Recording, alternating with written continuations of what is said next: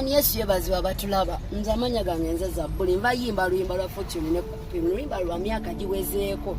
njagala Isa Kalangeri abayimbi abato mwabapapira okuba basita mulaba music omulungi kyakola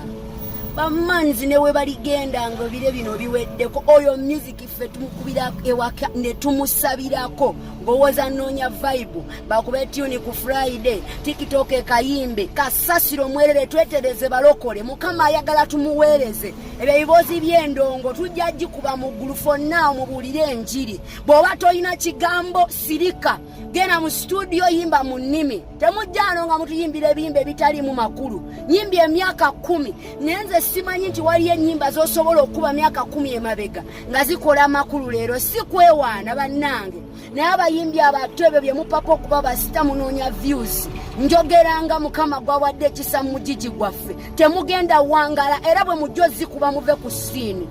nze sirina mbeera yonna na muyimbi sirina mwana gwe nwana naye era neno video njikutte ngamba lugendo mu nnimiro naye moyo wa mukama nga bwalina obusungu ku mutima nsaba ina matwawulire nze sina budde buyomba na muyimbi era wobolooza njogera kugwe genda wetereze genda ofune kyayi oba si kyo yiga okusiiba mukama bawe ekisa munoonye ennyimba eziriko amafuta munonye nyimba nga lyrics ziwesa mukama ekitiibwa emujjano ne mukopa ebizina bye bita mulinga abaliko emizimu wewawonze sakedde ngeno planning yina naye moyo wa mukama anonya abasinza bategedde ekigambo kye yimba ekigambo mu Bible emyaka 10 oluyimba lusituke ng'omuntu asobola oddusabirako ebyo bye tuyimba ebiyimba bye mwagala ku TikTok ku Facebook bakole challenges nga temutuwa mukisa mani muddeyo munonye mukama bye bibayombye ennyimba essaawa zino muddeyo munoonye mukama Bible erimu lyrics ez'enjawulo muli awo mukopa nnyimba za nsi tufune ensonyi mwana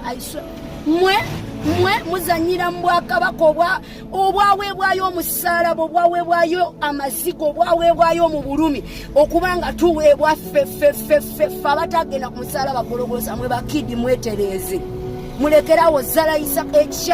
ekyajja Katonda waffe ku ntebe y'ekitiibwa okubanga awo obulamu bw'ensi eno okununula emyoyo muve mu biboozi bya hiiti mugende munoonye mukama mwana kutegana kuyomba mukama tukwebaza olw'abayimbi abasigadde nga baweereza Uncle Fortune Spice musajja gwe mukama yakuwa amafuta agawandiika nsaba ekisa mukama bw'aba asobola wandiikirayo ku baana ekikulu n'abaana tebalina mpisa abamu naye bw'aba akuwadde ekisa bawandiikire muliko amafuta baana mmwe kupi Brian bino ebintu mbikoze emyaka Katonda mulina omunagiro gwe mukutteko mukulu Brian Lubega mwebale kuweesa mukama kitiibwa we wawonze mwana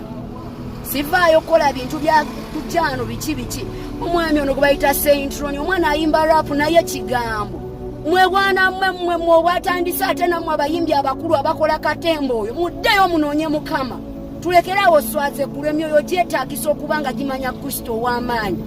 anyway nyiza n'okuyomba n'embaawo wano mukama wawo omukisa nze Zabbuli ate woba olina ekibeera kyonna oyagala kuyomba genda osabe bye